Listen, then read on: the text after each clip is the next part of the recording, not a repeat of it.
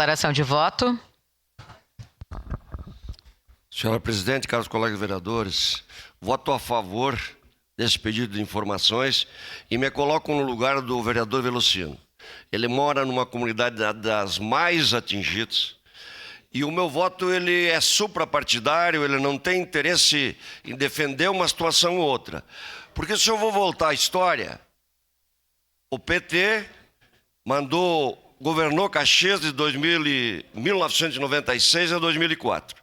O MDB hoje de 2004 a 2012. O PDT de 2012 a 2016. Depois nós tivemos um desgoverno e agora o Adiló é o prefeito.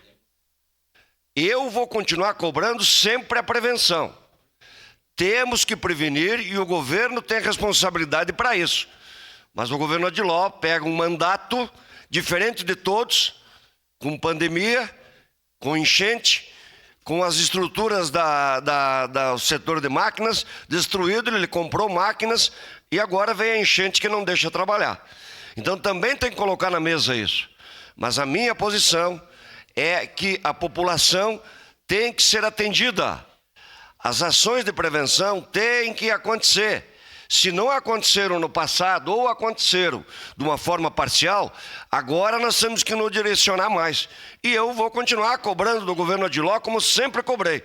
E esse pedido de informação, ele vem ao encontro do que a população quer.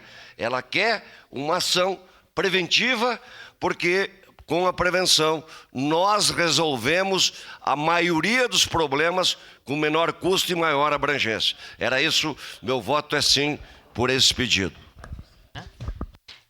Solicito as